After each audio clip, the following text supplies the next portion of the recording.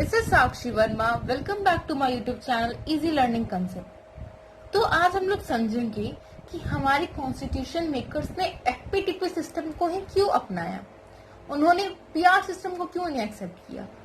तो अभी तक हम लोग को ये समझ में आ गया है कि एफपीटीपी सिस्टम क्या होता है, first past the post system क्या होता है और प्रोपोर्शनल रिप्रेजेंटेशन क्या होता है। तो एक बार बस रिकैप कर लेते हैं।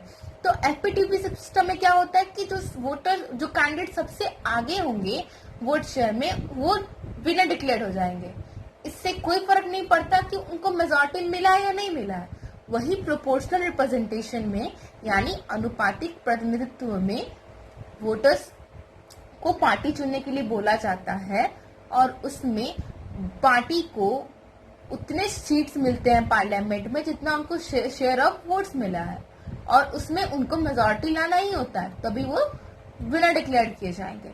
ठीक है, तो अभी हम लोग जानने की कोशिश करेंगे कि ऐसी क्या वजह थी जो हमारे कॉन्स्टिट्यूशन मेकर्स को इनकरेज किया एफपीटीपी सिस्टम को अपनाने में। तो वन बाय वन करके हम लोग रीजन को डिस्कस करेंगे। तो फर्स्ट रीजन क्या था कि PR system is quite complex which can work in small countries but would be difficult to work in larger countries like India. जो पीआर सिस्टम है ये काफी कॉम्प्लेक्स है, काफी जटिल है।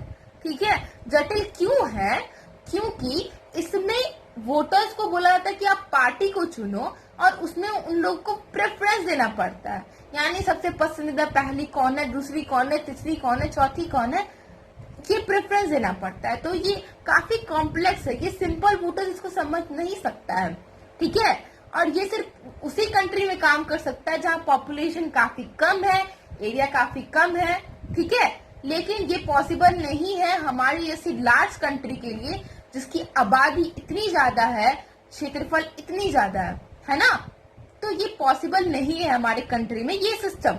ठीक है, दूसरा कारण क्या है कि FPTP system is popular because of its simplicity. Even common voters can understand it without having specialized knowledge about politics. ये सिस्टम पॉपुलर है। पॉपुलर क्यों है? काफी ये सिंपल है। सिंपल इसीलिए है कि कॉमन वोटर्स, जो आम जनता होती है, आम मतदाता होती है, वो भी समझ सकती है इस सिस्टम के बारे में। क्योंकि इसमें क्या करना होता है, वोटर्स को सिंपली अपना वोट कास्ट करना पड़ता है अपने कैंडिडेट के लिए जो उनको लगता है कि उनके डिजायर्स को वो पूरा कर सकेगा इन द फ्यूचर। ठीक है, इसीलिए ये सिस्टम काफी पॉपुलर है क्योंकि ये काफी सिंपल सिस्टम है ना।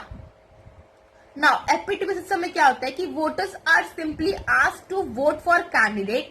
वोटर में either give greater importance to party और टू कैंडिडेट। इसमें वोटर्स को, यहाँ मैंने शॉर्ट फॉर्म में इम्पोर्टेंट लिखा है तो इसीलिए आप लोग इम्पोर्टेंस पूरा लिखना। ठीक है, तो वोटर्स को सिंपली क्या बोला जाता है कि आप लोग कैंडिडेट के लिए वोट करो। तो ये वोटर्स पे डिपेंड करता है कि आप कैंडिडेट को प्रेफरेंस दे रहे हो या पार्टी पे प्रेफरेंस दे रहे हो, है ना। अगर मुझे अच्छा लगेगा कि मैं बीजेपी को वोट दूं या अपने कोई पसंदीदा कैंडिडेट को वोट कर सकती हूँ। ठीक है, तो ये मेरे पे डिपेंड करता है, ये आप पे डिपेंड करता है ना। यहाँ पे कोई नियम नहीं है कि आप पार्टी को देखते हुए वोट करोगे, आप पे डिपेंड करता है कि आपके डिजायर पे कौन खड़ी उतरेगी। ठीक है, लेकिन पीआर सिस्टम में क्या होता है कि unlike in PR system voters are often asked to choose party and representative elected on the basis of party list. ठीक है, लेकिन पीआर सिस्टम में क्या होता है कि वोटर्स को बोला जाता है कि आप लोग पार्टी को चुनो, पार्टी को प्रेफरेंस वाइज चुनो। ठीक है, और रिप्रेजेंटेटिव पार्टी के अकॉर्डिंग सेलेक्ट होती है और वो उनको रिप्रेजेंट करती है। यानी इस सिस्टम में पीपल लोग को ये पता नहीं होता है कि कौन उसको रिप्रेजेंट कर रही है, उनके नुमाइंदे कौन है। अगर कोई ग्रीवांसेस होगा तो सबसे पहले अपने रिप्रेजेंटेटिव के पास जाएंगे कि भाई हमारी ये नीड्स है, ये फुलफिल नहीं हो रही है। ठीक है, तो ये सिस्टम का डिमेरिट हो गया। ठीक है, तो यही बात कह रहा है कि there is no one representative who represent and responsible for one locality. यानी कि एक लोकेलिटी के लिए कौन रिप्रेजेंट कर रहा है ये मालूम नहीं होता है, कौन उनके नीड्स को समझेगा ये इनको मालूम नहीं होता, क्यों लोग पार्टी को वोट कर रहे हैं ना। Now in constituency based system like FPTV, voters know about the representative and hold him or her accountable.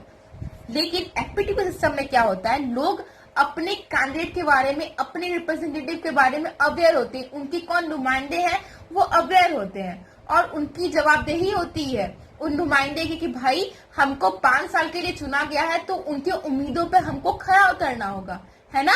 तो इसमें ये पॉसिबल है, लेकिन पीआर सिस्टम में ये पॉसिबल नहीं है।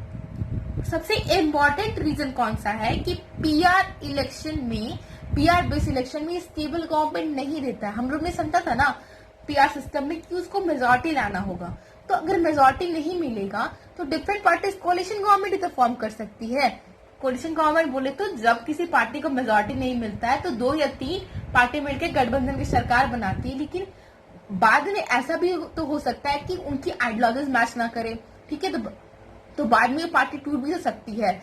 और किसी भी कंट्री के लिए ये अच्छा नहीं होता कि बार बार वो री इलेक्शन होते रहे, तब क्या होगा कि डेवलपमेंट की तरफ कोई ध्यान नहीं देगा, खाली चुनाव होते रहेगा, ठीक है।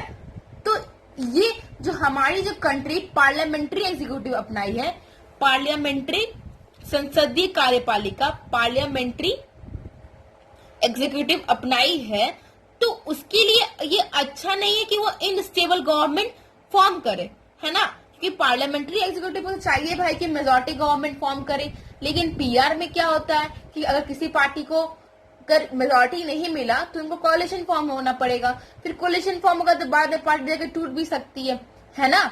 तो पार्लियामेंट्री एग्जीक्यूटिव के लिए ये अच्छा साइन नहीं होता है, इसीलिए हम लोग कॉन्स्टिट्यूशन मेकर्स ने एफपीटीपी सिस्टम को ज्यादा प्रिफर्ड किया rather than the PR system, तो उसको प्रिफर नहीं किया गया इन सब कारणों से, ठीक है। लेकिन ये ऐसा नहीं है कि एफपीटीपी सिस्टम में कोalition गवर्नमेंट फॉर्म नहीं होता है, इसमें भी फॉर्म होता है, लेकिन क्या होता है कि इसमें उतना टेंडेंसी नहीं होता इंस्टेबिलिटी का जितना होता है पीआर सिस्टम का, ठीक है। हमारे कंट्री में भी अभी कोalition गवर्नमेंट चल रही है एनडीए की, नेशनल डेमोक्रेटिक अलायंस की, लेकिन वो क्या है कि बीजेपी को मेजोरिटी मिला हुआ है लेकिन अलायंस बना के रखा हुआ है, तो इससे कोई फर्क नहीं पड़ रहा है ना। तो आज के डेट में तो ऐसा नहीं कि एनडीए गवर्नमेंट टूट रही है, ऐसा तो बिल्कुल भी नहीं है। अगर उनकी पार्टी साथ और जिनकी जो अलायंस साथ नहीं भी, लेकिन क्या है उनके पास मेजोरिटी है, वो अपनी सरकार चला सकती है ना। तो एफपीटीपी सिस्टम में क्या होता है कि इनकरेज करता है कि एक पार्टी फॉर्म करे, वोटर्स को इनकरेज करता है कि वोट दे, है ना। और ये काफी फेमिलियर है ऑर्डिनरी वोटर्स के लिए, क्योंकि एफपीटीपी सिस्टम क्वाइट सिंपल होती है ना।